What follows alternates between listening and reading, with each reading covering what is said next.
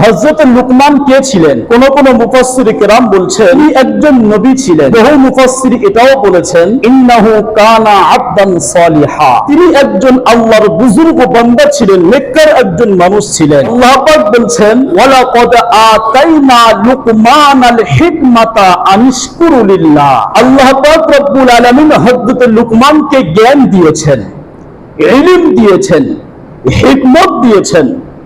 হযরত লুকমান আল্লাহর কাছ থেকে যখন ঐশী জ্ঞান পেয়েছেন, ঐশী জ্ঞান অনুযায়ী নিজের ছোট্ট সন্তানকে 9টি উপদেশ দিয়েছিলেন।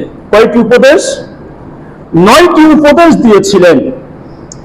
তো আমরা যারা সন্তানের বাবা হয়েছি, সন্তানকে ভূমিষ্ঠ হওয়ার পর থেকে যদি যে 9টি উপদেশ হযরত লুকমান তার সন্তানকে দিয়েছিলেন, ওই 9টি উপদেশ অনুযায়ী যদি আমাদের নিজেদের সন্তানগুলোকে যদি আমরা লালন পালন করি, তাহলে ওই সন্তান কখনো আমাদের জন্য চোখের পানি ফেলার কারণ কখনো হবে না। হযরত লুকমান যখন জ্ঞান পেয়েছেন, ঘরে বসে থাকলেন না, উনি জ্ঞানের প্রচার শুরু করেছেন। সর্বপ্রথম নিজের পরিবারের ছোট্ট সন্তান থেকে উনি দ্বীনের প্রচার শুরু করেছেন। সর্বপ্রথম নিজের ছোট্ট সন্তানকে উনি আল্লাহর সঙ্গে পরিচয় করে দিয়েছেন।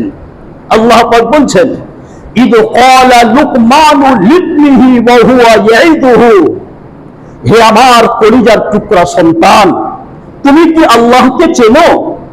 আল্লাহ এমন এক সত্তা যার সঙ্গে কোনো পার্টনারশিপ চলে না, যার সঙ্গে কোনো শরীক চলে না। আজ আমাদের সমাজের মধ্যে শিরিক আর বেদাতের ছড়াছড়ি চলছে। শিরিক মারাত্মক আকার ধারণ করেছে। মাজার পূজার নামে, ব্যক্তি পূজার নামে আর কবর পূজার নামে শিরিক এমন পরিমাণ শুরু হয়েছে, মানুষ বর্তমান স্রষ্টাকে ভুলে গিয়ে সৃষ্টিকে ইবাদত করা শুরু করেছে। হযরত লুকমান সর্বপ্রথম বলছেন ইয়া বুনাইয়া লা তুশরিক বিল্লাহ, হে আমার কলিজার টুকরা সন্তান, তুমি কখনো আল্লাহর সঙ্গে অন্য কাউকে শরীক করবে না। আল্লাহর যে ক্ষমতা আছে, এই ক্ষমতা অন্য কাউকে আছে এটা মনে করবে না, এটাই মনে করা হলো শিরক। হযরত লুকমান হাকিম সর্বপ্রথম নিজের সন্তানকে শিক্ষা দিয়েছেন, উপদেশ দিয়েছেন ইয়া বুনাইয়া লা তুশরিক বিল্লাহ, খবরদার তুমি আল্লাহর সঙ্গে অন্য কাউকে শরীক করবে না। ইন্না শিরকা লাযুলমুন আযীম, পৃথিবীতে যত রকমের জুলুম আছে সব থেকে বড় জুলুম হলো আল্লাহর সঙ্গে অন্য কাউকে শরীক করা। তাহলে এটা হলো হযরত লুকমান হাকিমের প্রথম উপদেশ যে আল্লাহর সঙ্গে অন্য কাউকে শরীক করবে না বাবু, মনে রাখবেন। এবার আসি দ্বিতীয় উপদেশ কি করেছিলেন। হযরত লুকমান তার সন্তানকে 2 নম্বর উপদেশ দিচ্ছেন ইয়া বুনাইয়া, হে আমার কলিজার টুকরা সন্তান, ইন্নাহা ইন তাকু মিসকালা হাববাতিন মিন খারদালিন ফাতাকুন ফি সখরাতিন আও ফিস সামাওয়াতি আও ফিল আরদি ইয়াতি বিহাল্লাহ, হে আমার সন্তান শোনো, সরিষার দানার পরিমাণ যদি কোনো অন্যায় কাজ করো, যদি কোনো গুনাহের কাজ করো, আর পৃথিবীর যে কোনো গর্তের ভিতরে লুকিয়ে করবে কেন, যে কোনো গর্তের ভিতরে লুকিয়ে করো না কেন, ইয়াতি বিহাল্লাহ, হাসরের ময়দানে ওই অন্যায় কাজকে, ওই গুনাহের কাজকে আল্লাহ পাক তোমার সামনে হাজির করিয়ে দেবেন, তোমার সামনে দেখিয়ে দেবেন। এমন উপদেশ যদি আমরা নিজেদের সন্তানকে দিতাম যে বাবা জলে জঙ্গলে যেটাই গিয়ে কোনো গুনাহের কাজ করবে, কেউ দেখে না, দেখে কে? আল্লাহ পাক অবশ্যই দেখেন। আমাদের সন্তানদের মধ্যে এই ভয় যদি আমরা ঢুকিয়ে দিতে পারি, তাহলে ওই সন্তান কখনো খারাপ হবে? ওই সন্তান কখনো খারাপ হবে না। এটা হলো 2 নম্বর উপদেশ, মনে রাখবেন। এবার আসি 3 নম্বর উপদেশ। হযরত লুকমান তার সন্তানকে 3 নম্বর উপদেশ দিচ্ছেন ইয়া বুনাইয়া আকিমিস সালাহ, হে আমার কলিজার টুকরা সন্তান, তুমি নামাজ কায়েম করো, নামাজ প্রতিষ্ঠা করো। যদি কোনো সন্তান নামাজি হয়ে যায়, ওই নামাজি সন্তান কখনো ধর্ষণকারী হবে না। যদি কোনো সন্তান নামাজি হয়ে যায়, ওই নামাজি সন্তান কখনো খারাপ কাজে পা বাড়াবে না। কারণ কোন মানুষ যদি নামাজি হয়ে যায়, নামাজ ওই মানুষের চরিত্রকে সংশোধন করে দেবে। আল্লাহ পাক বলছেন 21 নম্বর পারা, ইন্নাস সালাতা তানহা আনিল ফাহশাই ওয়াল মুনকার, নিশ্চয়ই এই নামাজ মানুষের সমস্ত অন্যায় ও পাপাচার কাজ থেকে বাঁচিয়ে নেবে। এজন্য করে যদি কোনো সমাজের নামাজ চালু হয়ে যায়, যদি কোনো সমাজের নামাজ প্রতিষ্ঠা হয়ে যায়, ওই সমাজ থেকে সুদ বন্ধ করতে কোনো আইনের প্রয়োজন হবে না, অটোমেটিক বন্ধ হয়ে যাবে। যেই সমাজের নামাজ প্রতিষ্ঠা হয়ে যাবে, ওই সমাজ থেকে জেনা বন্ধ করতে কোনো আইন লাগবে না, অটোমেটিক বন্ধ হয়ে যাবে। যেই সমাজের নামাজ চালু হয়ে যাবে, ওই সমাজ থেকে লটারি, জুয়া, মদ সমস্ত সব কিছু অটোমেটিক বন্ধ হয়ে যাবে, কোনো আইনের প্রয়োজন হবে না।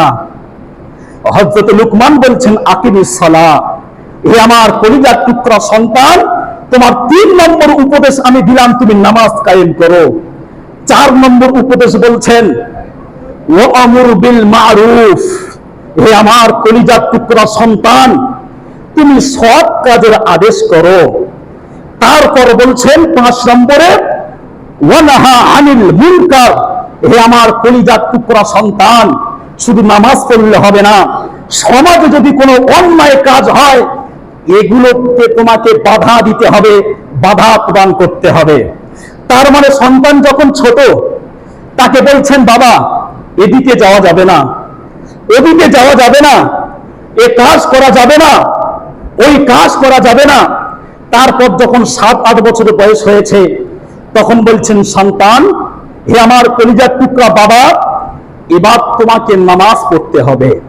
তারপর আরেকটু বয়স যখন হয়েছে, তখন বলছেন, আমার কলিজার টুকরা সন্তান, এবার শুধু নামাজ পড়লে হবে না, সৎ কাজের আদেশ করতে হবে। আরেকটু বড় হয়েছে, তখন বলছেন, সন্তান, শুধু নামাজ পড়লে হবে না, সমাজে যদি কোনো অন্যায় কাজ হয় তোমার চোখের সামনে, ওই অন্যায় কাজকে তোমাকে প্রতিরোধ করতে হবে। 4 নম্বর পারায় আল্লাহ পাক বলছেন, কুনতুম খায়রা উম্মাতিন উখরিজাত লিন-নাস, তোমরা হলে সর্বশ্রেষ্ঠ জাতি, আমি তোমাদেরকে তৈরি করেছি। কেন? মানব জাতির কল্যাণের জন্য আমি তোমাদেরকে তৈরি করেছি। তাহলে মানব জাতির কল্যাণ হবে কখন? যদি আমরা 2টি কাজ আমরা করি, তাহলে মানব জাতির কল্যাণ হয়ে যাবে। একটি হলো তা'মুরুনা বিল মারুফ, মানুষকে সৎ কাজের আদেশের মাধ্যমে, আর একটি হলো ওয়া তানহাউনা আনিল মুনকার, মানবতার কল্যাণ তখন হবে যখন কোনো অন্যায় কাজ দেখে বাধা দেওয়া যাবে, তখন কিন্তু মানবতার কল্যাণ হয়ে যাবে। তাহলে অন্যায় কাজ দেখলে কি করতে হবে? বাধা দিতে হবে। বাধা দেব কেমন ভাবে? আমি বলছি না বাধা দিতে গিয়ে আইন হাতে তুলে নেন, এটা বলছি না।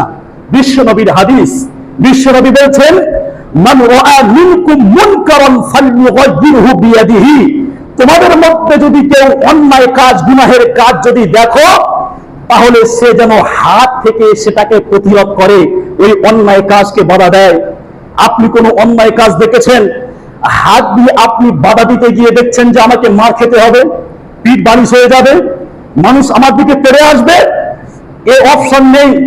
দ্বিতীয় অপশনে বিশ্বনবী বলছেন, হাত দিয়ে প্রতিরোধ করার ক্ষমতা তোমার নেই, ফাইল্লাম ইস্তাতি ফাবিলিসানিহি, তাহলে তুমি এক কাজ করো, হাত দিয়ে প্রতিরোধ না করতে পারলে জবান দিয়ে প্রতিবাদ করো, যে জবান দিয়ে বলো যে ওই কাজ করা যাবে না।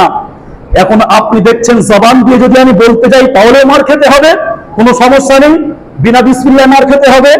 বিশ্বনবী তৃতীয় অপশনে বলছেন, যদি জবান দিয়ে প্রতিবাদ না করতে পারো, ফাইল্লাম ইস্তাতি ফাবিকলবিহি, তাহলে কমসে কম ওই গুনাহের কাজকে অন্তর থেকে তোমাকে ঘৃণা করতে হবে।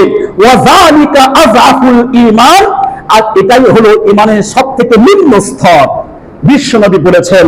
তাহলে এ পর্যন্ত হলো 5টি। আল্লাহ পাক বলছেন, ওয়ানাহা আনিল মুনকার, তুমি অন্যায় কাজকে প্রতিরোধ করো। এরপরে বলেছেন মারাত্মক একটি কথা, সেটা কি? আল্লাহ পাক কিন্তু অন্য কোনো উপদেশের পরে বলেননি যে তুমি নামাজ পড়বে, তুমি সৎ কাজের আদেশ দেবে, এরপরে কিন্তু এই কথাটি বলেননি। বলেছেন কখন? বলেছেন যখন তুমি অন্যায় কাজ থেকে বাধা দেবে। এরপরে মারাত্মক একটি কথা বলছেন, আল্লাহ পাক বলছেন, ওয়াসবির আলা মা আসাবাক, শুনে রেখো, যখন তুমি অন্যায় কাজকে তুমি বাধা দিতে যাবে, তুমি শান্তির সাথে এটাকে তুমি কমপ্লিট করতে পারবে না, তোমার উপরে বাধা আসবেই। নবীরাও বাধার সম্মুখীন হয়েছেন, আল্লাহ পাক বলছেন মা ইয়াতিহিম মির রাসূলিন ইলা আখিরি আয়াম, এমন কোন নবী পৃথিবীর জমিনে আসেননি, এমন কোন রাসূল আসেননি যে দিনের দাওয়াতের কাজ শুরু করেছেন আর বাধার সম্মুখীন হননি। মার পর্যন্ত নবীদেরকে খেতে হয়েছে।